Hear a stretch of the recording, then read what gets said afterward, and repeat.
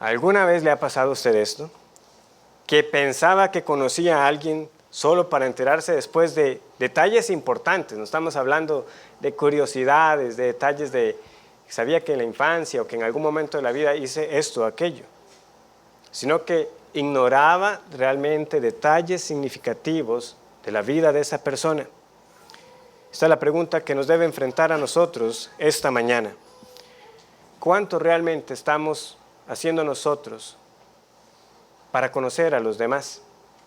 ¿Cuánto de nuestras vidas está pasando y no lo estamos contando? Y nosotros no nos estamos atreviendo a hacer las preguntas que deben hacerse. La realidad es que muchas de nuestras conversaciones no profundizan. Nos quedamos en mayor medida con temas triviales. Y no estoy diciendo, por la palabra trivial, no la estoy diciendo para menospreciar. O sea, lo que estoy diciendo es, no son temas que trascienden, eso es simplemente lo que quiero decir. No es que esté mal hablar de ciertos temas, pero nos sirven, ¿verdad? Nos sirven para tener una conversación, nos sirven de pretexto para no exponernos, para no vernos vulnerables. Ya antes hemos hablado, ¿verdad?, del cómo está bien usted. También el pastor Tripp tiene que decir algo al respecto. Dice, la persona que pregunta realmente no quiere saber y la persona que contesta no quiere realmente decirlo. Algunos también adoptan, o deberíamos preguntarnos, ¿adoptamos la actitud de aquella persona que otro pastor también ponía de ejemplo? Que le decía a alguien, vea, no me cuente sus problemas y yo le prometo que no le cuento los míos. Entonces todos tranquilos. Pero nosotros como creyentes no podemos tener esa actitud. O sea, no podemos tenerla. Si realmente nosotros vamos a ser guardas de nuestros hermanos, si entendemos que el Señor nos pone un cuerpo local para precisamente exhortarnos y amonestarnos unos a otros, no podemos adoptar esa manera de pensar de que mejor no me meto en las vidas de los demás para que no se metan en la mía y no respondo ni hago las preguntas tampoco para no verme involucrado en algo que no quiero. Por otro lado, yo creo que en muchas ocasiones no se trata de no querer contar, porque yo creo que muchos aquí realmente están esperando el momento de poder hablar con alguien algo que está pasando, pero no encuentran el momento propicio. No encontramos el momento propicio por esto mismo, porque difícilmente va a usted poder hablar de asuntos importantes en una conversación de segundos o en un saludo un domingo por la mañana o por la tarde. No podemos pretender tener conversaciones provechosas en pocos minutos, ni se diga en tan solo instantes de un intercambio informal. Y yo creo que esta es quizá la razón más directa. ¿Por qué es que no nos conocemos mejor? Simplemente porque nadie pregunta. O sea, no hacemos las preguntas intencionales.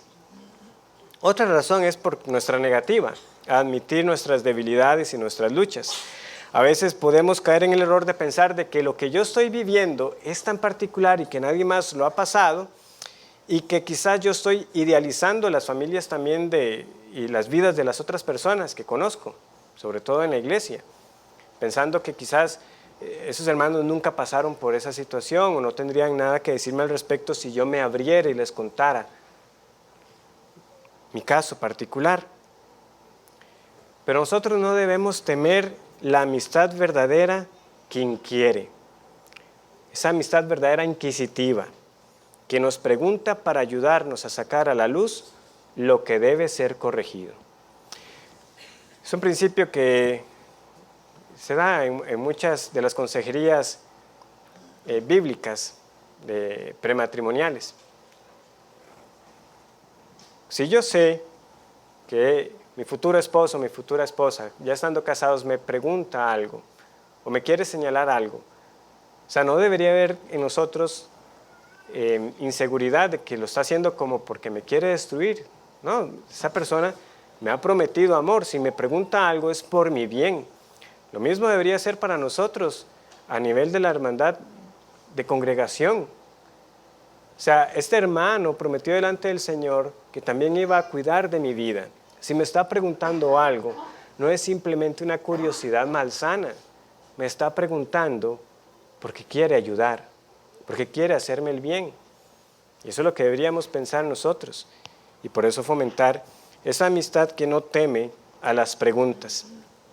También hay ocasiones que no contamos porque podemos ser ciegos a nuestros propios errores. Y esto es algo que mencionaremos más adelante, no en esta clase. Pero el asunto es que hay veces que hasta que no nos pregunten, no vamos a estar conscientes de aquello que debe ser corregido en nuestra vida. Pero precisamente por eso viene este hermano a hacerme las preguntas necesarias para que yo pueda entender mejor mi situación. Recordemos que somos hábiles en ver la paja en el ojo ajeno, pero no la viga en nuestro propio ojo. El pecado nos ciega. Por eso no podemos mostrar lo que no hemos visto. Eso afecta la perspectiva que tenemos y también cómo contamos nuestra historia. El punto es que para ser instrumentos útiles, para ser mejores embajadores, debemos conocer a los demás, tal y como lo hizo Cristo. Entonces, volvamos de nuevo a la carta a los Hebreos. Recordemos que nuestro modelo como embajadores de Cristo es imitar a nuestro Señor. Entonces vamos a Hebreos capítulo 4.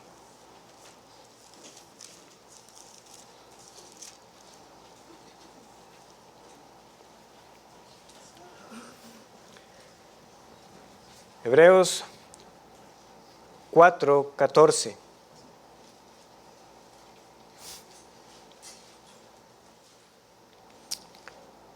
Por tanto, teniendo un gran sumo sacerdote que traspasó los cielos, Jesús, el Hijo de Dios, retengamos nuestra profesión, porque no tenemos un sumo sacerdote que no pueda compadecerse de nuestras debilidades, sino uno que fue tentado en todo, según nuestra semejanza, pero sin pecado. Acerquémonos, pues, confiadamente al trono de la gracia para alcanzar misericordia y hallar gracia para el oportuno socorro. Porque no tenemos un sumo sacerdote que no pueda compadecerse de nuestras debilidades. Esta palabra que tenemos aquí como compadecerse significa más que una palmadita, decirle a uno todo va a estar bien. No, es sufrir con. Creo que ya en algunas ocasiones, durante las exposiciones de Hebreos, recuerdan esas palabras griegas que inician con un sí, que significa juntamente con, o dos o más, sinergia, ¿verdad? Dos fuerzas que confluyen, sinfonía, dos o más melodías que suenan como una sola. Bueno, tenemos aquí simpatía, donde también tenemos pues la palabra en español para nosotros para simpatía. Esa sería como una traducción más literal. Es sufrir con. Es mucho más que sentir pena por alguien en una situación difícil. Se trata de entender lo que es vivir en el medio de las circunstancias de otra persona, junto con un deseo de hacer lo que está a su alcance para ayudarle.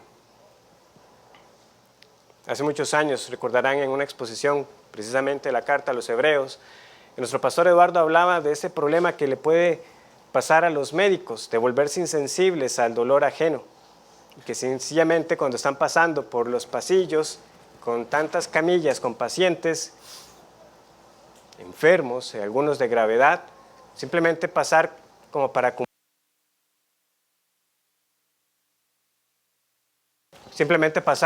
cumplir un protocolo. Bueno, revisé datos del paciente, cómo están los signos, y ser indiferente al hecho de que hay alguien ahí que está pasándola muy mal. Alguien puede decir, sí, pero es que después de tantos años, ¿cuántos casos no habrán visto y qué pueden hacer por la persona? Pero eso no es lo que usted quiere en el momento, ¿verdad? Solamente alguien que pase y lo vea como un caso más, un número de expediente. Pero el mismo peligro corremos nosotros, hermanos. Conforme pasan los años, ver casos de disciplina o situaciones que pasan en la vida, pues volvernos así, indiferentes, indolentes a lo que otro está pasando. Pero qué consuelo tenemos como creyentes que en Jesús tenemos un sumo sacerdote que verdaderamente se compadece. Porque en Cristo tenemos a uno que sufrió como ningún otro, pero la diferencia es que nunca sucumbió al pecado. ¿Pero cómo fue esto posible? Bueno, esto fue posible en su condición de mediador y en su humanidad. Recordemos los padecimientos de Cristo como ese varón que nunca pecó. Y aún así, hemos visto declaraciones sorprendentes en esta carta a los hebreos, de que Cristo, aunque fue sin pecado, y a pesar de que fue tentado y nunca pecó, como leemos acá, ¿verdad? Se nos dice a nosotros que, capítulo 5, versículo 8, que aunque era hijo, por lo que padeció, aprendió la obediencia, que Él fue perfeccionado por el sufrimiento. De hecho, Isaías profetizó del Mesías como un varón experimentado en quebranto, varón de dolores. ¿Por qué Cristo no solamente se encarnó para morir? ¿Por qué no fue simplemente suficiente con el hecho de que se encarnara y que Él mismo muriera? No, fueron más de 30 años de vida en su condición humana, con todas las debilidades de la condición humana, perfeccionado por el sufrimiento y por la obediencia. La cruz fue la culminación de una vida de un varón experimentado en quebranto. Para que verdaderamente se pueda decir esto, Cristo entiende nuestra condición. Por eso se compadece de nosotros. Ahora, nosotros como embajadores no estamos llamados a imitar exactamente esto mismo. De nuevo, el sufrimiento de Cristo es redentor, pero nosotros, como Cristo, queremos entrar en el mundo de la otra persona. De nuevo, Cristo se encarnó, habitó entre nosotros precisamente para que se pueda decir que Él entiende nuestra situación, para que nosotros entonces podamos entender el sufrimiento de otra persona, o los problemas que está teniendo, o por qué está luchando con la ira, con la ansiedad en situaciones específicas. Yo quiero entrar en su vida, yo quiero entrar en su mundo. ¿Por qué? Porque yo quiero realmente aplicar las verdades de la palabra a esa situación y a esa persona en particular. No simplemente lanzar, ¿verdad?, versículos generales que no le van a servir. Pero para saber lo que el otro siente, yo no tengo que asumir, yo no tengo que suponer, yo tengo que preguntar. ¿Por qué? Porque en el momento en que empezamos a hacer suposiciones, en lugar de tener la confirmación por medio de las palabras de la otra persona, yo estoy ayudando a alguien que me inventé en la mente. O sea, ¿me entienden? El consejo que estoy dando es para una persona que tengo en mi cabeza, que yo pienso, asumo que está sintiendo esto y que está pensándolo, pero realmente no lo sé porque la persona no me lo ha dicho. Entonces, por eso es que nosotros tenemos que asegurarnos de que la persona, yo la he escuchado y que realmente empiezo a entender cómo es su manera de pensar, cómo es su manera de actuar. Ahora, ¿por qué es nuestra tendencia a suponer? Bueno, podemos dar dos razones. Podemos tener una razón teológica para nuestras suposiciones y podemos tener una razón, podríamos llamarla experimental. La razón teológica, y aquí sí lo puedo decir, ¿verdad?, especialmente como calvinistas o como una iglesia que cree en las doctrinas de la gracia, es que nosotros tenemos un conocimiento de lo que las Escrituras dicen de nuestra condición humana. La T de Tulip, depravación total. Todos son pecadores, todos hacemos el mal, nos descarriamos desde la matriz, y eso es verdad. Eso es lo que dice la Escritura en términos generales de la humanidad. No hay quien peque, no hay quien haga lo bueno, no hay justo, no hay ni siquiera uno. Eso es así. Pero yo quiero ayudar a alguien en particular. Entonces, mi conocimiento de la condición humana en general no la tengo que confundir con conocer a alguien en especial. O sea, O sea, yo sé por las verdades generales de la Escritura que estoy lidiando ya con un pecador. Yo sé que nació pecador. Yo sé que no hace la justicia a menos de que el Señor lo cambie. Pero tenemos que estar conscientes de que sí, el Señor también, aunque da esta descripción general de la humanidad, a la vez ha hecho a las personas de tal manera que podemos decir que no hay dos personas iguales. Hay elementos comunes en nuestra constitución como seres humanos y en nuestras historias, pero otros nos diferencian de tal manera que no vamos a conocer a dos personas iguales. Desde algo tan elemental como el hecho de lo que es vivir siendo hombre o siendo mujer. Tampoco es lo mismo como ha sido la vida para alguien alto como lo ha sido para alguien bajo. Que nosotros podemos recordar cómo podía verse eso desde la escuela, ¿verdad? Cuáles son las bromas y las actitudes dependiendo de algún rasgo físico de la persona, si era alto, bajito, obeso o delgado. Como también no es lo mismo alguien que creció en un hogar con padres creyentes a uno que creció con padres incrédulos, o con uno creyente y el otro incrédulo. Y usted va combinando todos esos factores y el resultado es que no va a conocer a alguien con todos los mismos detalles y con todas las mismas condiciones y que haya respondido de la misma manera a todo ello. Y eso es conocer a alguien entonces. Ver cómo aplico, sí, tanto las verdades generales de la Escritura que dicen acerca de la condición humana, como los detalles específicos en las que el Dios soberano ha tejido con esa persona que ahora estoy tratando. La razón experimental es de nuevo volver un poco al hecho de por qué es que suponemos. Bueno, porque como compartimos esos elementos en común, hablamos un mismo idioma, estamos viviendo en condiciones similares, somos miembros de la misma iglesia, que deberíamos tener una misma confesión. Entonces yo de nuevo empiezo a asumir mucho. No, esa persona debe creer eso porque es miembro de esta iglesia. ¿Cuántas veces no se ha predicado eso? ¿Usted qué sabe? O sea, puede ser que la persona sí, pueda dar el asentimiento acerca de una doctrina, pero hay que ir más allá.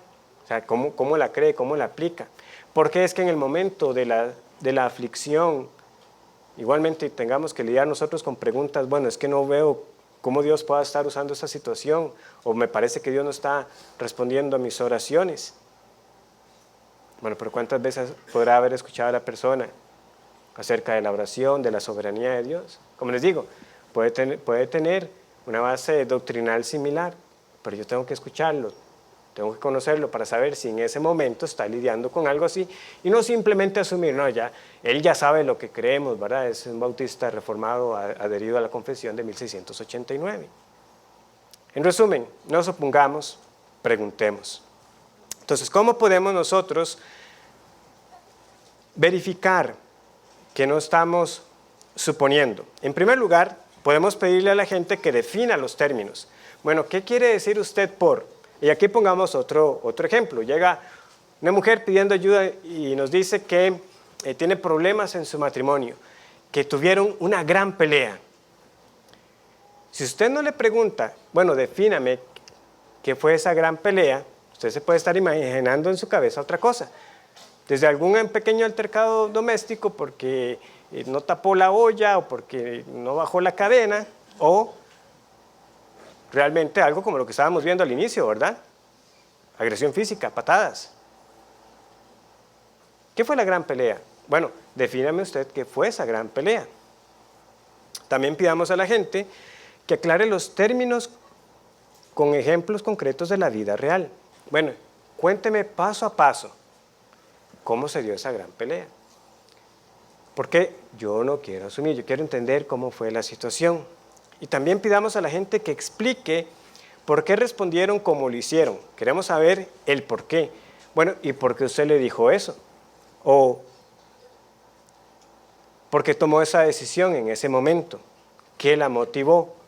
Y eso nos va a ayudar a entender un poco mejor que de nuevo simplemente escuchar, no, sí, es que tiene un gran problema en su matrimonio, están teniendo grandes peleas y usted no ha entendido la gravedad o a qué se está refiriendo la persona.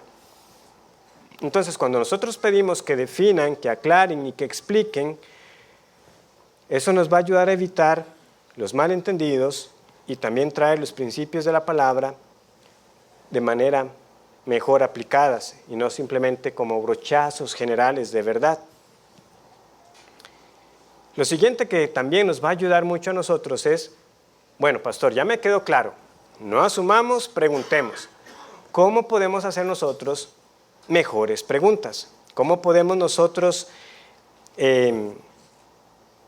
plantearlas de tal manera que ayudemos a las personas a verse con los lentes de la Escritura?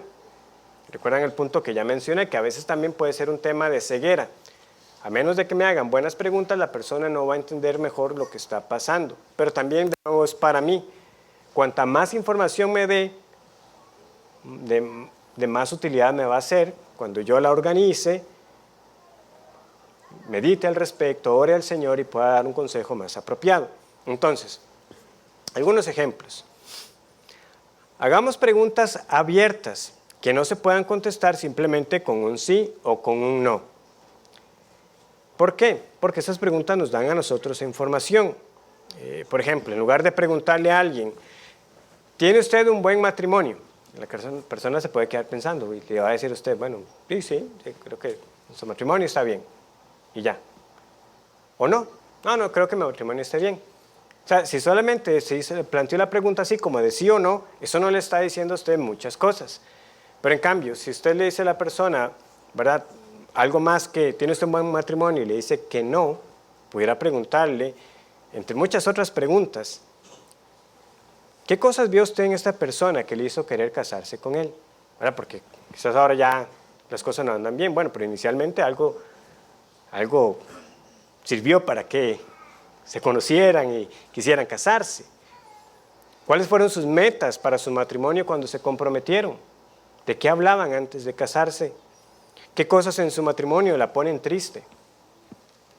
De nuevo, estamos como siguiendo sobre esa base de alguien que dijo que su matrimonio no está bien, que tuvieron una gran pelea. ¿Qué cosas de su matrimonio la hacen feliz?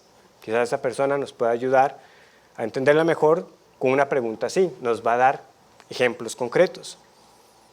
Vean este ejemplo que pone el pastor también de pregunta. Si pudiera apretar un botón y cambiar su matrimonio, ¿en qué cambiaría? ¿En cuáles maneras cree usted que Dios es honrado en su matrimonio? Describa cómo usted y su esposo toman las decisiones. Describa cómo ustedes como pareja resuelven los conflictos. ¿Por qué cree que han tenido problemas en el matrimonio? ¿Qué cree que a ustedes como pareja les impide resolver sus problemas? Describa cómo su matrimonio ha cambiado a lo largo de los años. Cuando usted está herido o enojado con su cónyuge, ¿qué es lo que hace? Y podemos seguir añadiendo más preguntas. Es simplemente a modo de ejemplo. Ven que estas preguntas invitan a algo más que simplemente decir sí o no sé. ¿No? La persona tiene que abrirse, tiene que contar más. Y eso es lo que nosotros queremos. Ayudan a que ella se revele. También podemos hacer preguntas tanto de sondeo como preguntas más específicas. Vean que esto que se está presentando no es simplemente una receta mecánica, es algo que conforme nosotros lo practiquemos más, tienen que ser conversaciones naturales, ¿verdad? No está uno, como les he dicho, como con una lista que usted va marcando, ¿verdad? Como ya pregunté esto, ahora sigo con esta. No, o sea, la idea es que esto se vaya desarrollando de manera natural. Nuestro estilo de consejería no es una persona que se recuesta en un sillón y usted está atrás, ¿verdad? Con el estereotipo ese, ¿verdad? Que está el psicólogo, psiquiatra, con los lentes acá y está llenándose el crucigrama, ¿verdad? Entonces, no es eso. Nosotros estamos teniendo una conversación con la persona. Esto es simplemente como guía para nosotros ir entendiendo, de nuevo, cómo invito a que saque lo que hay ahí, hay que sacar a la luz. Entonces, hay preguntas que son como de sondeo. Supongamos que ahora estamos ayudando a alguien en el área de la inmoralidad sexual. Hace ya más de 13 años, o aproximadamente 13 años, cuando el curso se dio por primera vez, también se pensó como una ayuda para aquellos que quisieran ser mentores en el curso de la batalla por la pureza sexual. Entonces, hay que entender que los pecados no están aislados. Entonces tenemos a alguien que reconoce que está lidiando con problemas de lujuria, pornografía, falta de dominio propio. Bueno, hay preguntas que nos podrían ayudar a nosotros ver si hay algo más. Podríamos preguntarle cómo está financieramente. Pudiera ser que esa persona también tenga deudas. Pudiéramos también preguntarle a esa persona si tiende a luchar con la ira, con el enojo. Entonces podríamos ver de nuevo que tenemos algo mucho más amplio que simplemente un asunto que hay que tratar, obviamente, también en el área de la inmoralidad sexual, pero es que esta persona no está mostrando dominio en muchas otras áreas de su vida. Entonces son preguntas de sondeo que nos pueden ayudar a identificar patrones. Entonces el propósito es descubrir las raíces y las causas, porque no debemos asumir que un problema solo existe en un área específica. También podemos hacer preguntas que revelen información que consideremos necesaria. Puedo saber lo que hizo una persona, pero no cómo lo hizo, por qué lo hizo o cuándo lo hizo. Si yo considero que se puede aportar información relevante, debo preguntarla. Entonces, aquí son casi que todas las formas de pregunta que nosotros podamos pensar. Algunas son más básicas que otras. Preguntando algo con qué, ¿verdad? ¿Qué pasó? Ahora supongamos que es un marido que llega y le dice a usted, vean, la situación no está bien en mi hogar. Bueno, usted le pregunta, bueno, ¿y qué pasó? Es una pregunta muy general. Bueno, hablé con mi esposa. Pero vean qué pasa si luego usted le pregunta, bueno, ¿y cómo habló usted con su esposa?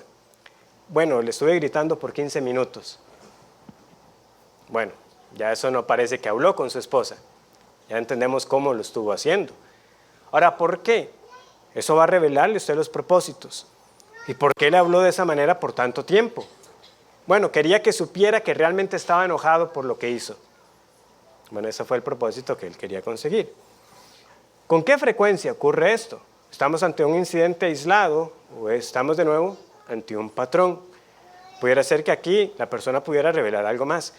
Bueno, la verdad es que sí, al final del día estamos muy cansados, los chicos también están sumamente agotados y realmente ese momento de la cena es tenso para nosotros. Entonces pudiera ser que eso que pasó no es solamente de una vez y pudiéramos estar de nuevo ante algo que esté ocurriendo con cierta frecuencia. ¿Y cuándo pasó? O sea, ya en el momento, ya nos dijo, ¿verdad?, que estaba en ese momento de la cena, estaban tensos, el cansancio acumulado, ¿verdad? La razón es que él pueda poner como, entre comillas, justificar o explicar la situación.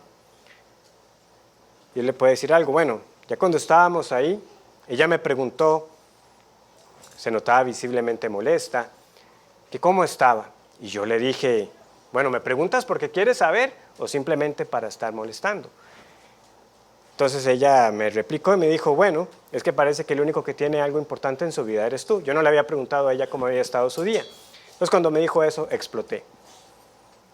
Entonces eso nos da a nosotros un panorama.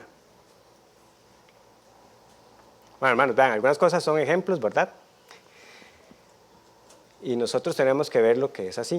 O sea, hasta que nosotros no preguntemos, cosas como estas no deberían estarlas guardando, ¿verdad? O sea, como les digo, son representaciones de situaciones. Y finalmente, nosotros tenemos que aprovechar las preguntas que estamos haciendo para ir armando una línea, ¿verdad? Utilizar esa información que las preguntas previas nos dan con el fin de llenar los vacíos que podamos tener. Bueno, ya me dijo esto, pero no me quedó claro esta situación en particular, por qué pasó, y entonces volver sobre ellas con más preguntas. Ahora, ¿por qué es que estamos haciendo esto? ¿Por qué queremos descubrir y recabar toda la información? Bueno, para descubrir dónde es necesario el cambio. Ahora, cuando digo esto, para descubrir dónde es necesario el cambio, una aclaración muy importante es necesaria. Hermanos, esto no se trata de saber siempre qué decir.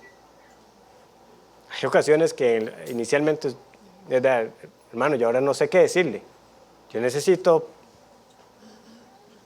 meditar en todo esto que me ha contado, ir a la palabra y vamos a tener que hablar nuevamente. Pero, o sea, como les digo, el propósito de todo esto es como decir, no, ya ahora sí ya tengo todo el panorama claro. Al inicio quizás no va a ser así. De hecho, una historia en la que el autor añade como una situación un tanto jocosa es que él está discipulando como un aspirante al ministerio y lo lleva en cierta ocasión a una visita.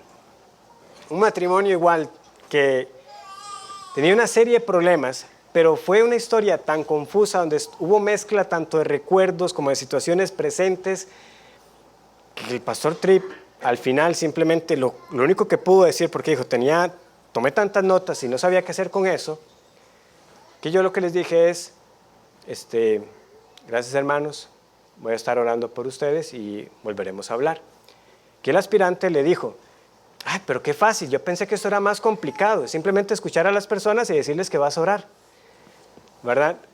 No, ¿verdad? O sea, claramente había mucho más, pero el mismo pastor está reconociendo, yo ahí no sabía ni por dónde empezar, necesitaba primero revisar toda la información de esa primera reunión.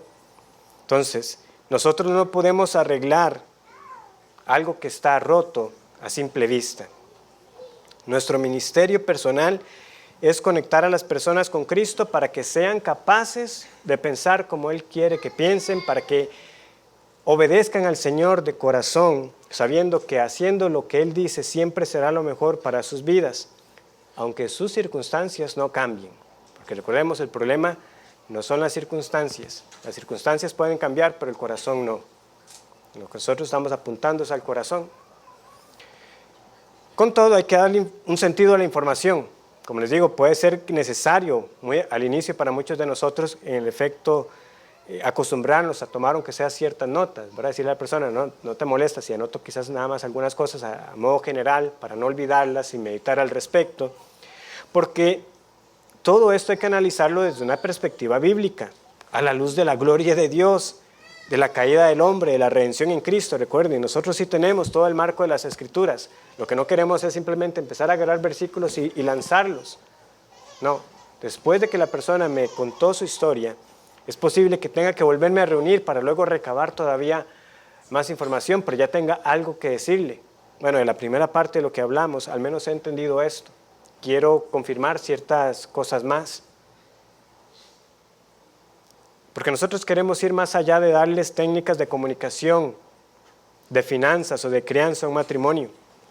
No, nosotros queremos que las personas sepan que si son de Cristo, esta vida es para prepararse para uno ser la esposa de Cristo para siempre. O sea, el matrimonio aquí va a acabar y lo mismo es cierto para los solteros.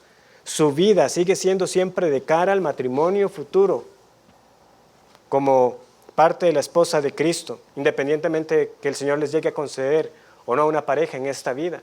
Todos estamos viviendo, si somos del Señor, para un día recibirle y ser desposados con Él.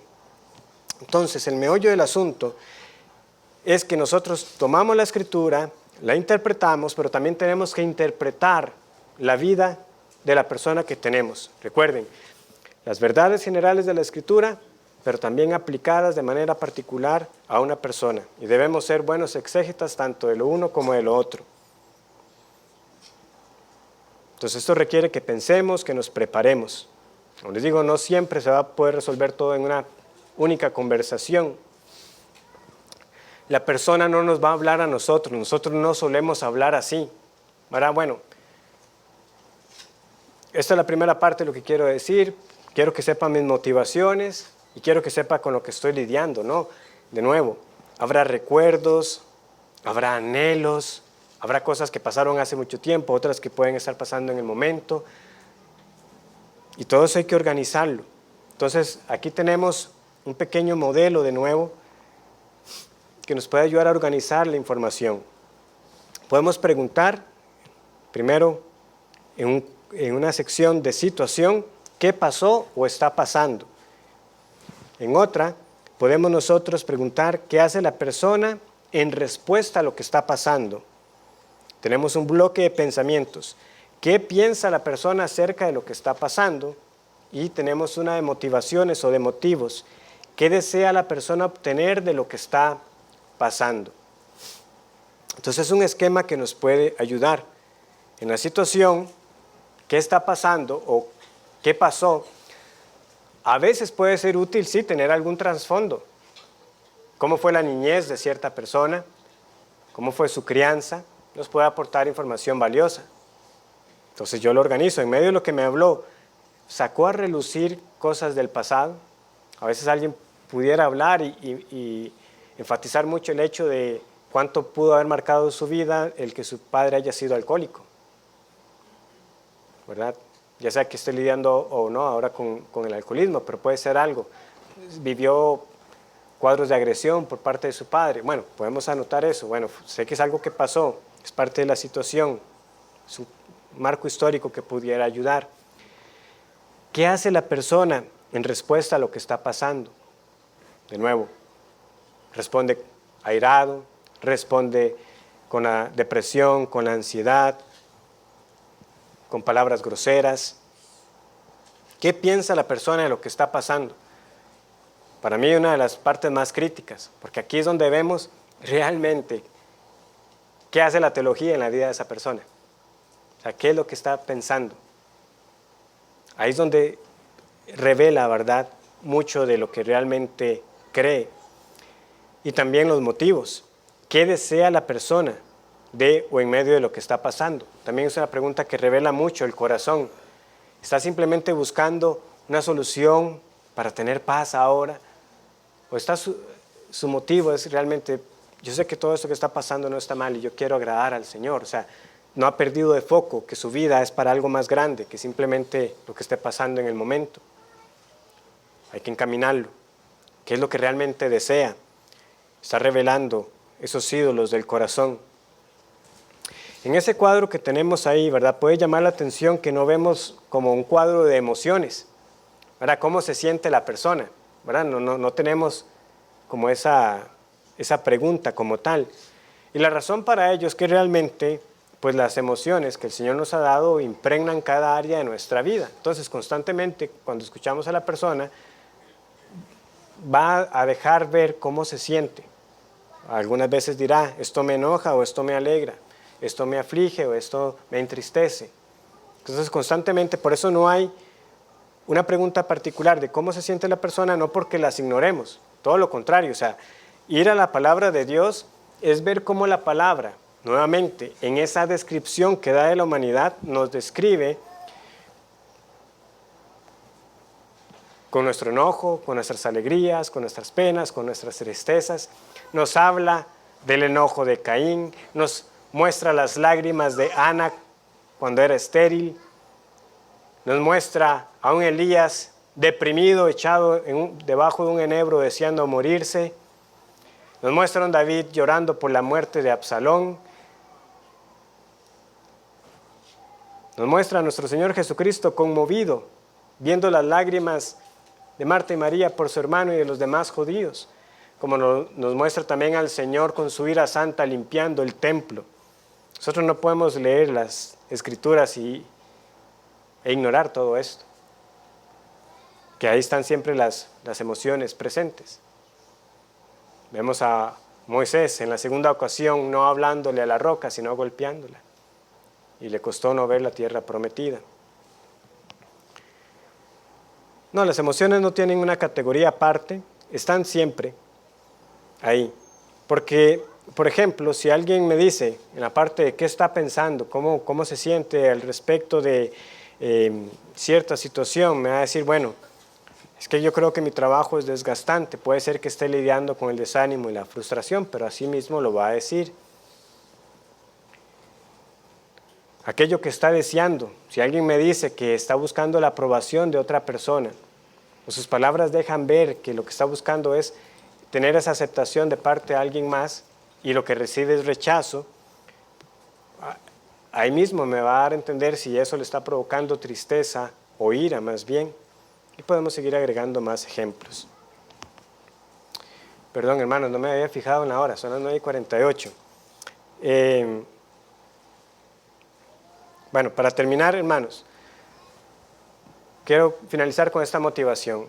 la historia de la redención nos muestra a nosotros que Dios no está apurado. Todo ha ocurrido siempre en el cumplimiento del tiempo. Nosotros debemos evitar también esa premura o el estar como apresurados en querer corregir o ayudar a las personas. No, hermanos, mucho de esto va a tomar tiempo. No va a ser asunto de un día, de una sola conversación. Y todo esto que hemos hablado de este proceso de recolectar información, como les he dicho, no quiero que lo veamos como un proceso mecánico, como es algo que simplemente anotar y demás. Es parte de mi amor por las personas. Yo no quiero lanzar granadas de verdad. Yo quiero entrar en su mundo y tener el entendimiento necesario para llevar la ayuda de Cristo donde se necesita. Que el Señor les bendiga. Recuerden que